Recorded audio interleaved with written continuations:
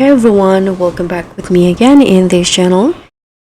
In today's tutorial, I'm going to show you how you can catch the dotted stingray in Fish It Roblox. So the dotted stingray is one of the mythic style fish in the game, and here I'm going to show you the exact location and the bait that triggers its bite. And let's just get started. So first, for the locations, the dotted stingray is one of the fishes in the Fisherman Island.